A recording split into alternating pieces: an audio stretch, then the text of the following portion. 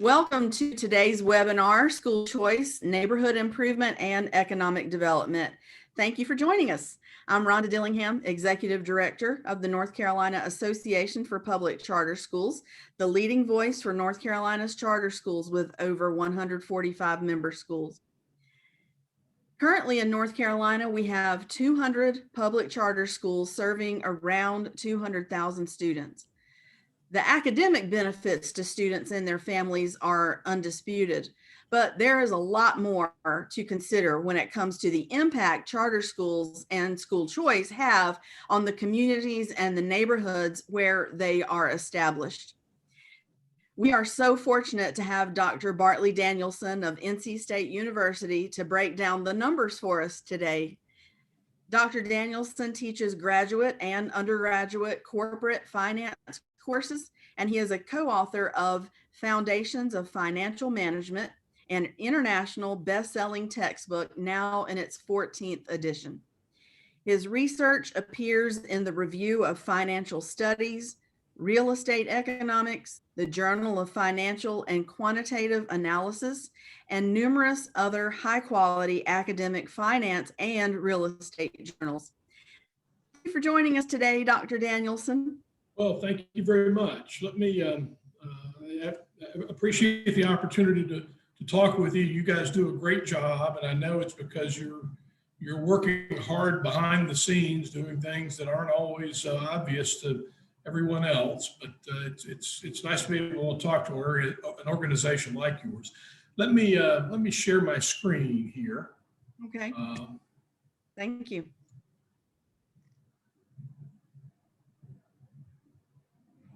Okay, there we are. So I've retitled this Economic Development in Charter Schools, really to be more focused on the charter school aspect, although there are elements of this that will be related to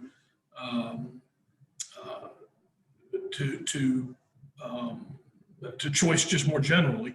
To sort of fully understand what's going on in terms of economic development and why charter schools matter in this regard or can matter, it helps to understand what the basic problem is. So let me take a step back from the economic development picture and just talk for a moment about something we refer to in economics and geography as spatial sorting. And in education, this is sort of relevant. There are about the same number of 5 to 9-year-olds in the United States as there are 0 to 4-year-olds, but they're both 5-year cohorts. So about the same number of children are born every year. So they're both 5-year cohorts, but in the Durham public school system, there are not the same number. There are actually 16% fewer 5 to 9-year-olds than 0 to 4-year-olds in Durham. And immediately across the county line in the Chapel Hill Carborough district, there are 21% more 5 to 9-year-olds than 0 to 4-year-olds. And what's really going on here is that Durham's public schools are not attractive to families with children. And despite the fact they have to pay more money to own a home in Chapel Hill, you see families that have 5-year-olds migrate, or if they move into the area, they avoid the Durham area and they prefer to be in Chapel Hill or actually Northern Wake County as well. So this is referred to as voting with your feet. And it basically works like this. Politicians, either now or sometime long ago, drew lines on the ground, school district lines, and then people choose their schools by choosing which side of that line to live on. And so that's how people are voting with their feet. They choose their school by choosing where they live. Now, that's referred to as spatial sorting. And what happens over time is once you draw that line, even if schools were pretty similar before you drew the line, over time, the quality of the schools will begin to differ on one side of the line or another, as well as income levels and property values and economic opportunities that are available to people who live in those areas. So back in the late 1950s, the Supreme Court made poll taxes illegal. You don't have to pay to vote in elections, but you still have to pay to vote with your feet. If you can't afford to vote, you end up on the side of the line with other people who can't afford to vote. So who gets the worst assigned schools? Well, it's poor people, but not just poor people. And that's what's important here. Anybody who lives around poor people are going to get those same assigned schools. And so a family that has a 5-year-old child approaching school age, if they're concerned about education and they can afford to live on the side of the line where the better schools exist, they literally have no choice but to leave the poor behind. And that's bad for the poor. You end up with an economic segregation. There's a good part of town and a bad part of town.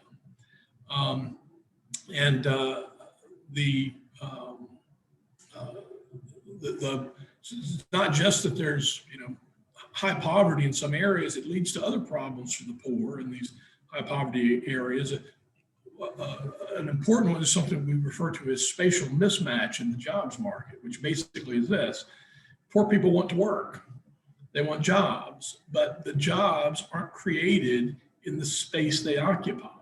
They're created in the areas where middle class and wealthier people live and where they're spending their money. So these lower income people, they want a job, they want to be able to sort of climb the ladder of success into the middle class, but that first rung is out of reach in many cases, spatially out of reach. Over time, this leads to a lot of other social problems. It decreases social mobility. You can't climb into the middle class if you can't get your foot on the ladder, and greater inequality, greater social inequality, and income inequality over time.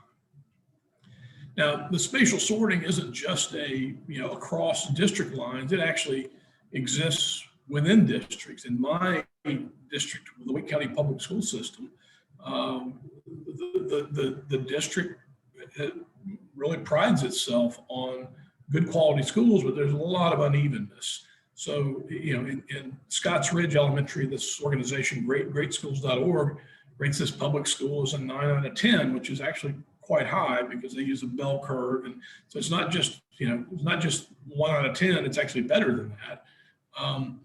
So they rate them highly, less than 25 miles away, same district, but Barwell is high minority, low income, and it's a struggling, very, very deeply struggling school. And this is all within the same district, but this spatial sorting is happening in Wake County. In fact, Wake County has greater spatial sorting on this dimension than most places in the country. So it's kind of a universal problem, even in places that have, on average, pretty good schools. So there have been a lot of studies that look at how areas that have good, however that's defined, good assigned schools, have higher income levels, they have higher property values, they have greater economic activities than places with relatively weak assigned schools. Our research really isn't looking at what assignments do to neighborhoods. The question is, what about systems that allow you to avoid an assignment? What about systems that don't have lines, perhaps? And so there have been, in recent years, a number of pieces of research looking at what school choice can do for ameliorating this problem of this spatial sorting that's occurring and negatively impacting low-income neighborhoods. So, one of them here I'll mention because I did this research, therefore I have a particular affinity for it, but there are others, and I'll show you a couple of them. But Vermont's got a system called a tuitioning system. There are over 200 townships in Vermont. 93 of these townships, I think it's now 94 or 95, don't have a public school in them. And if you don't have a public school, they just have a choice program. It's called the tuitioning system. And in the tuitioning system, children just can go to whatever school they want to. Since there's not a public school in the district, children can either go to a private school in the district, or they can go to a public school or private school outside the district. In fact, there's some children that there are children that are going to school out of state. Vermont's a fairly small state, so people that live near the state line have gone to school out of state, and they've even gone to school in Canada on Vermont taxpayer dollars. So, what's the impact of this? Well, there are a number of impacts, but one we look at is property values. It turns out that these districts that have no school, actually, we observe families with children moving into those districts. There are about 22% more children age 5 to 9 than 0 to 4 living in these districts without an assigned school.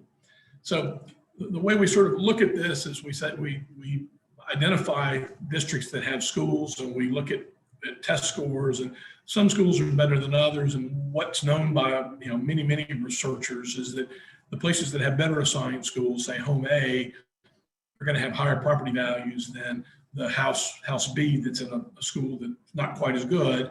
Question that we were adding was, well, what about home C? And what we discover is that on average, the districts that don't have an assigned school at all have property values at about $24,000 higher for the average house than one that's in a school district that is where there's another school nearby that has higher test scores.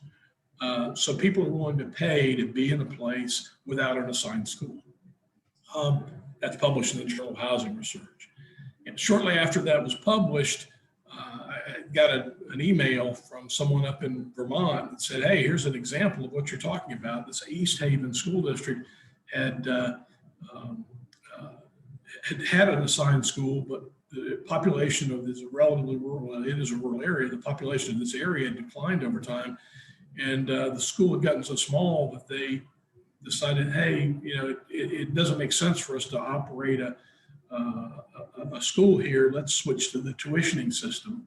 And so they switched to the tuitioning system. And after years and years of enrollment declines, the very next year, the number of students went up, and it continued to go up. And so they actually, as the headline says, East Haven school choice leads to real estate boom and growing pains. The growing pains were they were going to have to spend more money on school because they had more children, and they were paying for each of these children to attend the school. And down at the bottom, you see the head of the school board who made the comment, people are moving in, and they're moving in because we have school choice. Now, I mentioned there are other papers, there are a large number, I say a large number, probably 10 or 15 that have now been published that find the same sort of thing, that school choice programs have a positive impact on property values. And it's not just here in the US, it's in other places as well. Now, there aren't a lot of programs like the Vermont system that ignore the lines, but in fact, charter schools in most places can generally ignore most lines. Most charter school programs don't allow enrollment from children outside the state, but those are pretty big lines. So we got a grant from the National Endowment for the Arts to study a charter school out in Southern California. It was started by the gentleman there in the middle. His name is Ralph Opasik. And Ralph was a friend of mine in high school. We went to high school together, and that's how I was aware of the school. Ralph was passionate about the arts, and he went to school in Southern California to a music conservatory. And when he got out, I think he originally wanted to be the next Billy Joel, but turns out there aren't very many openings for the next Billy Joel. And he got a job as a choir director in Los Alamitos High School. Los Alamitos is a wealthy suburb in Orange County. A 3-bedroom house will cost you more than $1 million in Los Alamitos. And he was hired as the choir director. There were 30-some kids in the choir, and 3 years later, there were 350 kids in the choir. He was really good at what he did. He was really dynamic. And and this, they started what was called, it was an after-school program called the Orange County School of the Arts there at Los Alamitos High School.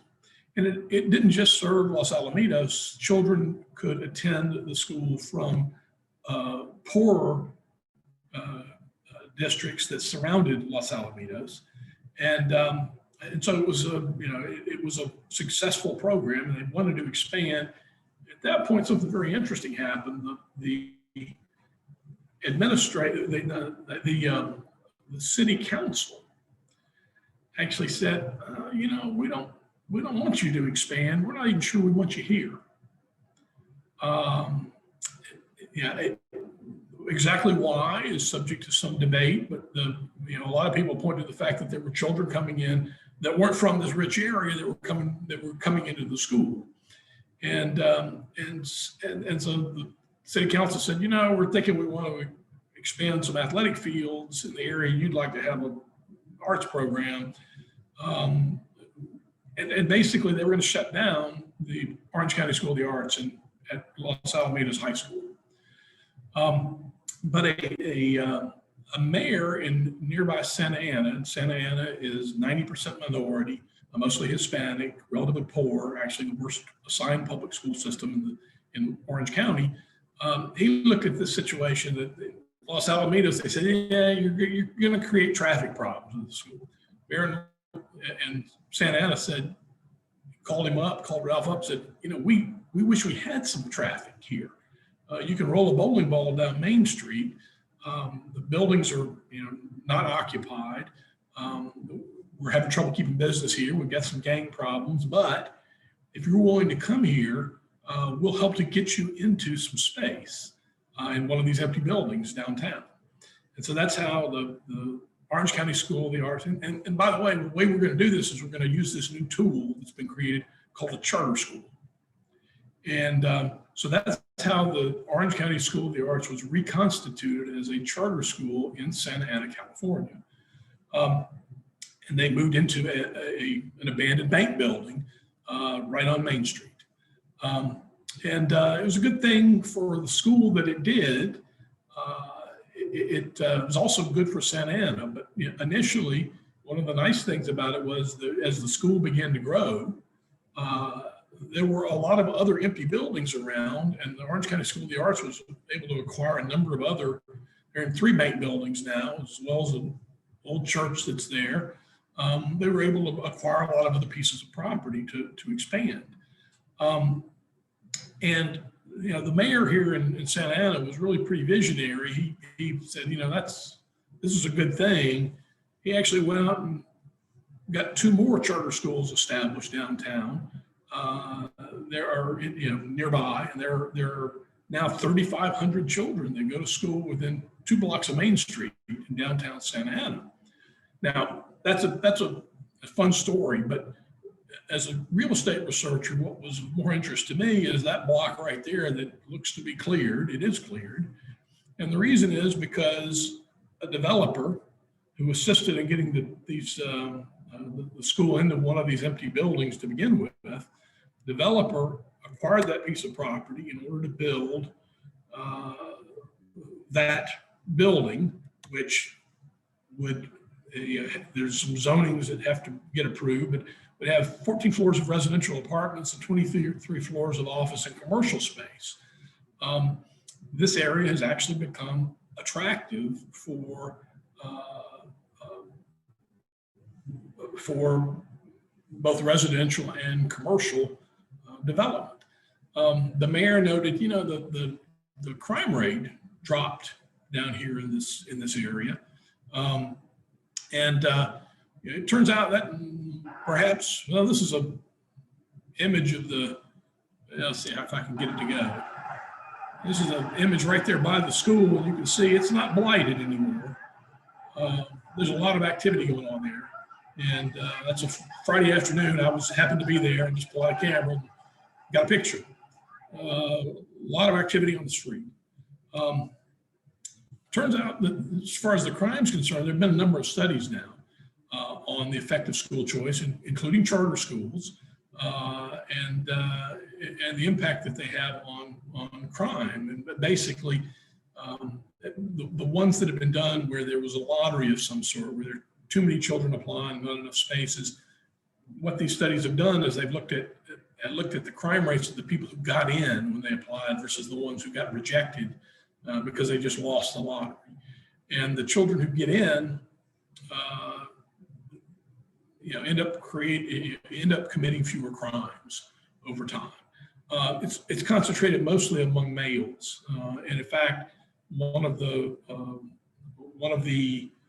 charter schools up in Harlem, the control group that they had, the people who won the lottery, they didn't have any children that committed crimes.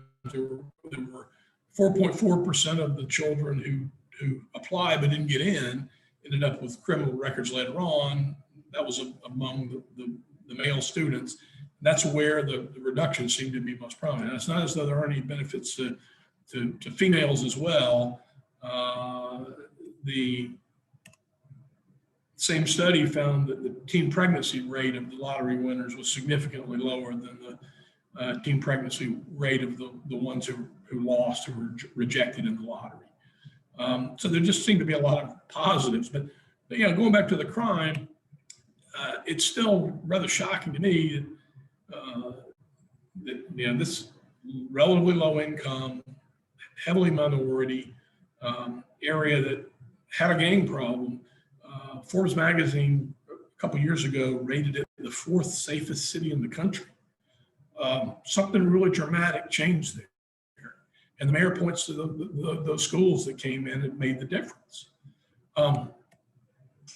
In fact, other places nearby have noticed that, and so the Orange County School of the Arts has now opened a satellite campus in Duarte. Duarte, basically the business community came and said, our schools are not a good thing for our business environment. We've got to do something.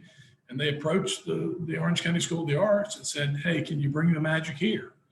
And so they opened a satellite campus. They've been approached by others to do the same thing. And part of the drive is to bring business back into communities that otherwise are suffering.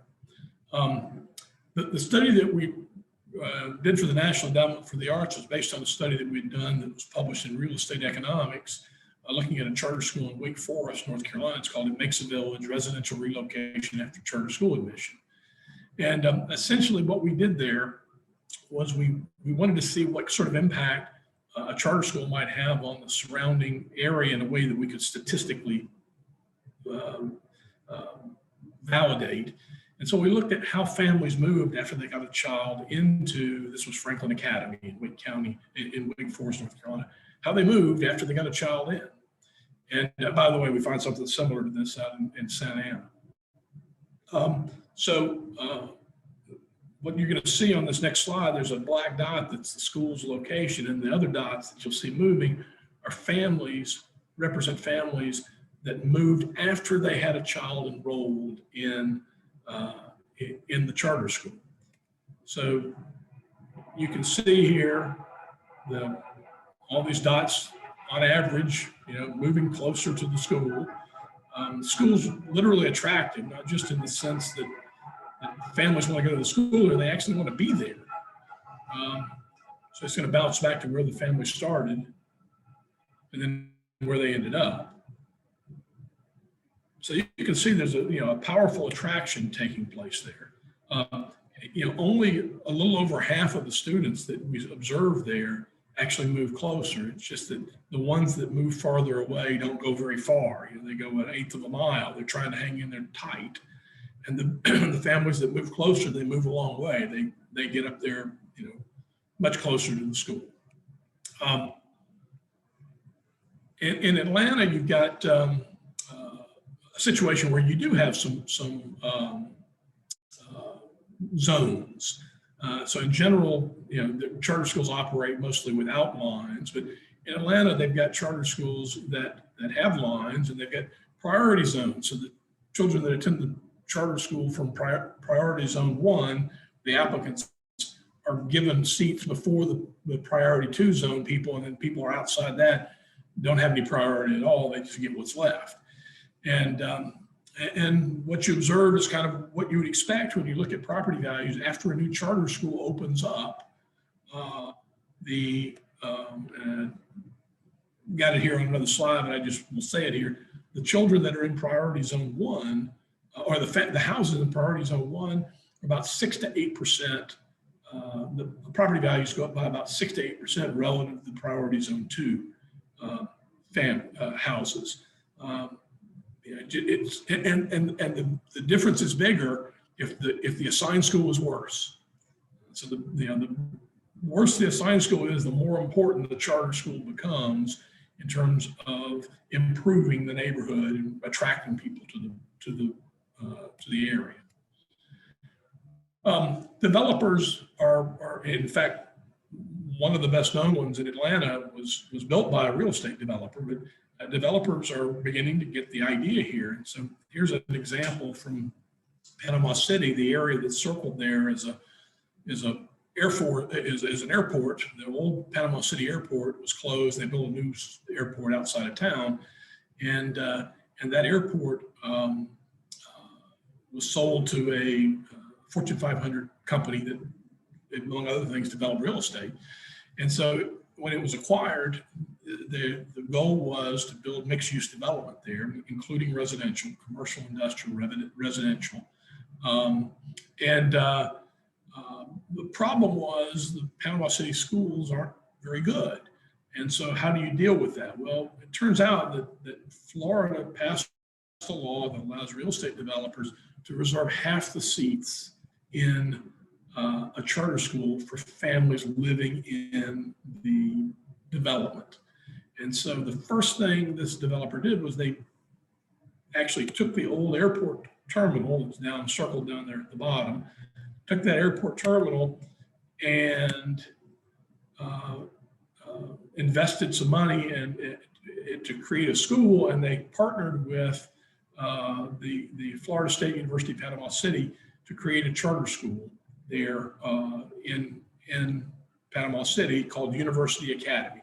Now, the board of this school, none of them are educators. But the curriculum and all of the academic activities are handled by educators. So it's sort of done in two pieces. There's somebody who knows how to run a business, and the real estate development company that knows business, and then the educators who know education, and they managed to work together pretty well.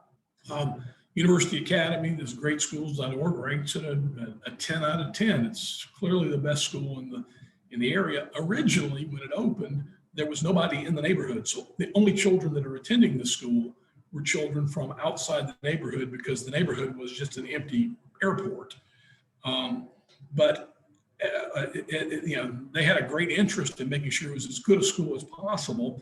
And they did some things that a school district would have trouble doing. So, for example, when children were struggling early on, if a child was struggling, they were afraid they weren't going to meet the standards that the state had set as a sort of passing. They didn't say, well, we need to fix this, we'll put more money in the budget for next year. They told the principal, go out and hire someone tomorrow to tutor these kids, because it costs tens or hundreds of thousands of dollars for our children not to be doing well, because we want to be able to sell property around it. And so you actually see here a recent image, the school you see at the other end of the little lake there.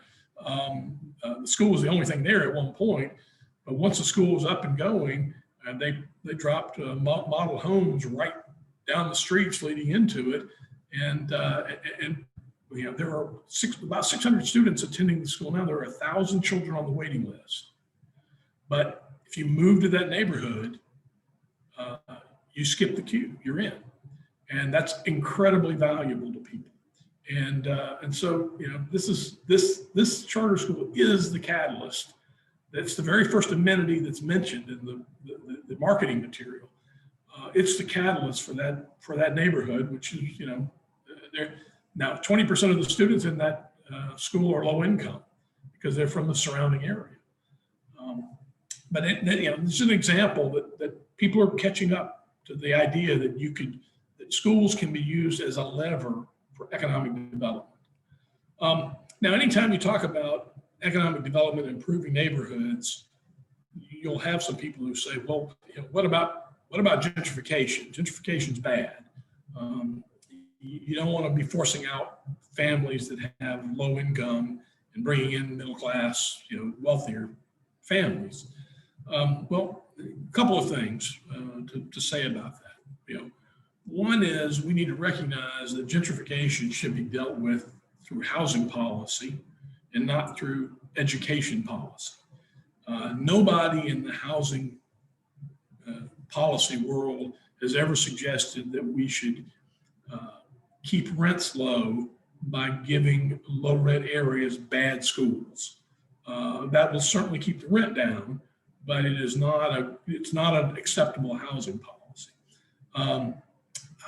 Likewise, you don't want anybody in the education world trying to manage property values and rents. We want everybody to have the best education options that can be available to them. Nevertheless, it is a reasonable question. Will rents go up in areas that are improving like this? And the answer is, yeah, they will. But a bigger question is, are poor people really going to be forced out? And there's been research done by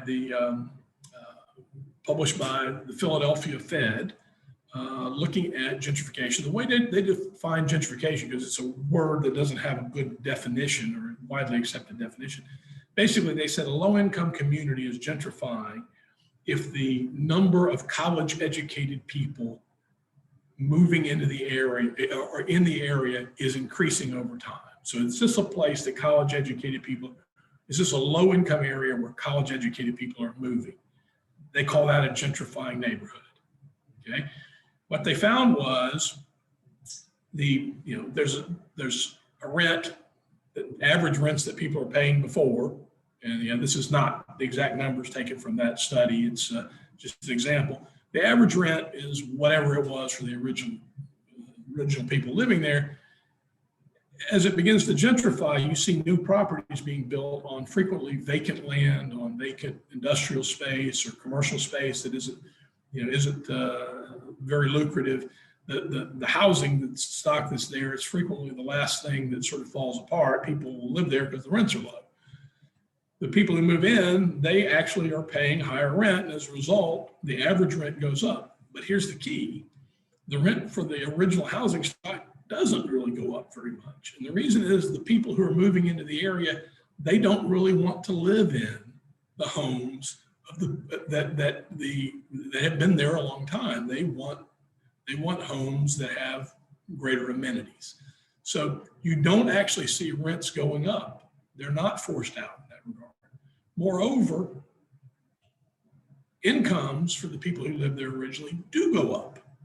And other amenities, neighborhood amenities, like a bank or a grocery store. You never see a food desert in a middle income neighborhood.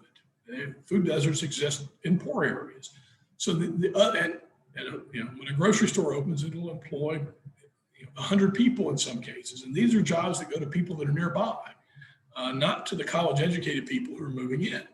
So incomes go up, amenities go up. And what the Fed found was, contrary to what people might have imagined, there are actually fewer low income people that move out of gentrifying neighborhoods than out of other low income neighborhoods. And the reason is because it's become more attractive to stay now. And their capacity to stay with higher incomes is a factor. So, what do I think the things are to remember for your membership? Well, you can condense it to three things. Over time, assigned schools harm low-income neighborhoods. We've known that for a while now. Your school, charter schools, make a difference in their communities. Right? The reality is the kind of school, charter school, that would harm a community will not stay in business. It will end up closing. So what you see is the charter schools that are out there, they're good for their neighborhoods. And number three, if critics accuse you of gentrifying your neighborhood, don't apologize. Instead, you need to point out that, well, you know, the kind of economic development that charter schools bring is the kind that brings jobs and that helps communities become more resilient and more economically diverse. So that's in a nutshell. And I'd be happy to field any questions.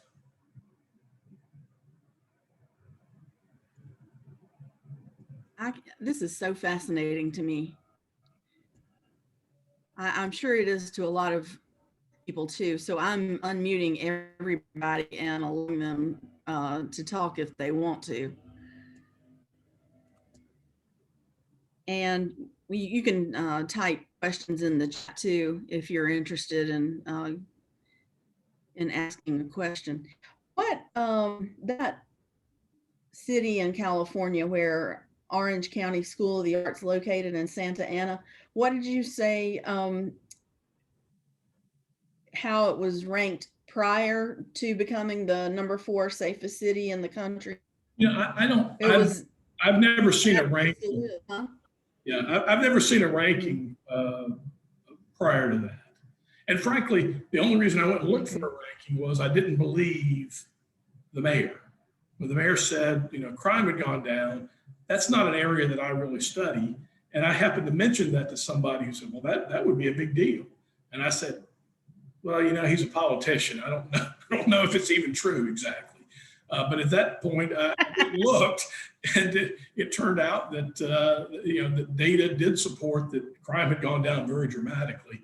And then I happened to run across the piece from Forbes. Oh, I see. I took a lot of notes, but I think it's really interesting what you said about the gentrification issue too, because we do hear about that quite a bit. And, you know, the fact that it really isn't forcing poor people out, and that, in fact, charter schools are actually bringing jobs. So it's improving the neighborhood, the community. So that, I think that's really relevant and over time, to say. It doesn't just bring, over time, it isn't just the jobs at the school that it brings. Yeah.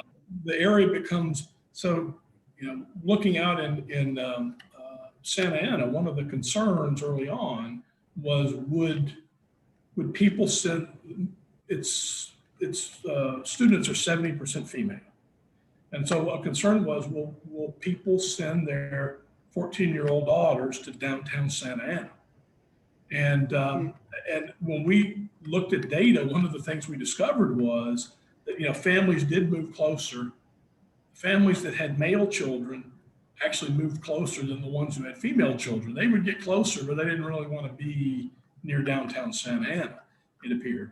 But over time, what happened was there were enough people moving into the area that other businesses began to be able to thrive in the area as well. So, you know, that school has over 100, you know, in non-COVID times, over 100 performances in the evening. You know, it's Friday Night Lights every night, virtually.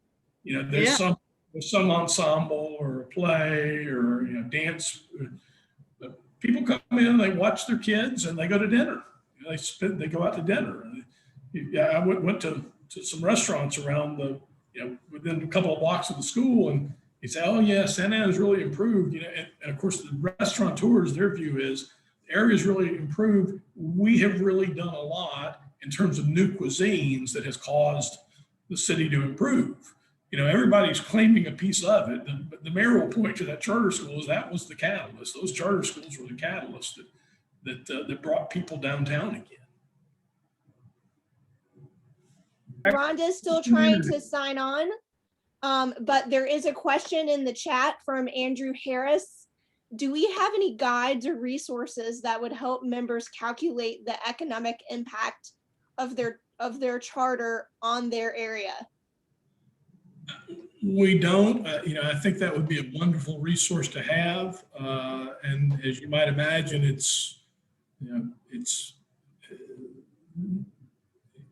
it's not an easy process. So I haven't really even thought through exactly how we would go about calculating that.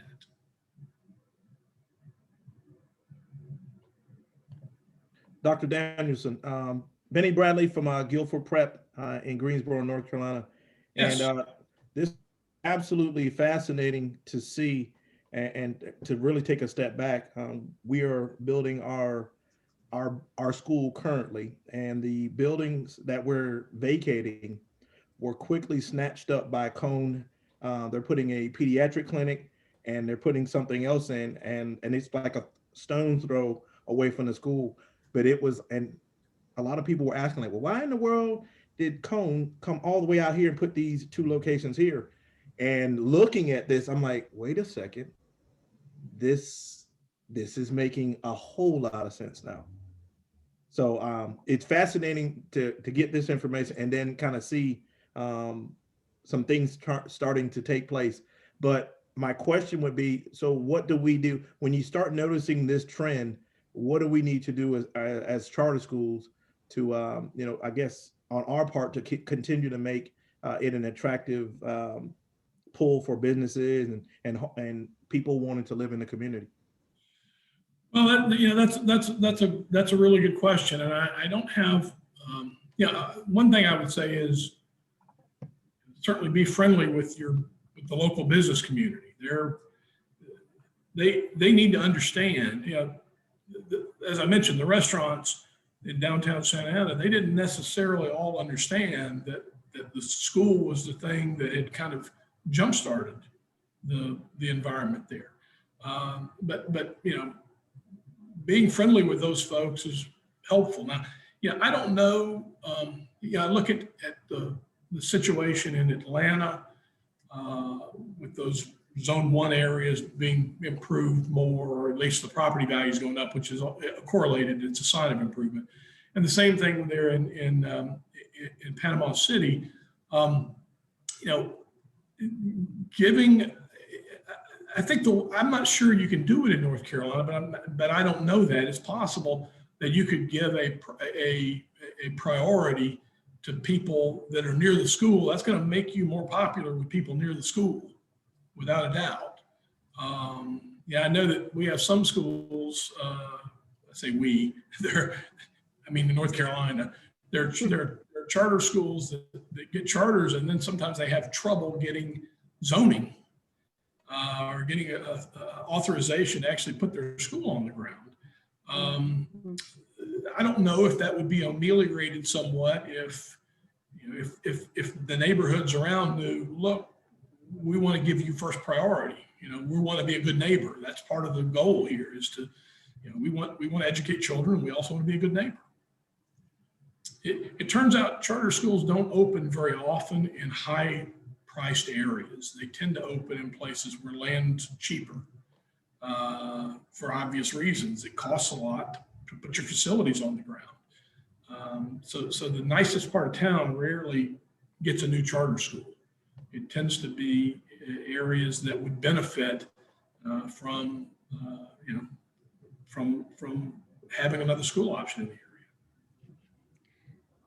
area. We're having some issues with a school opening in Wake Forest. That school has requested its second delay because of zoning issues with the city council there. And the funny thing is, it's there in Wake Forest where you just showed us that plot map with Franklin Academy and the effect that it had on the parents moving closer. And it seems to me like when that occurs, that's going to create jobs in the area, and business is going to improve. So I would love for those officials in Wake Forest to have a copy of this recording. I don't know if it'd make a difference, but it will certainly make the area more family friendly. Exactly. Are there any other questions for Dr. Danielsen? I think everybody who has been on this call today would agree that this is really, really important information. And, like I said at the beginning, it's schools are started because people want to make a difference in students' lives academically, but there's a whole lot more to school choice and charter schools than that. And you just proven that for us today. So I don't think there are any other questions. And I just want to thank you, Dr. Danielsen, for agreeing to do your presentation today. And I got kicked off, I guess, but I was able to get back in. And and I'd like to thank our folks who joined us today. I'm sure they learned a lot. So thank you. And we'll be talking to you later on. Okay, very good. Thank you very much. Thank you. Bye-bye.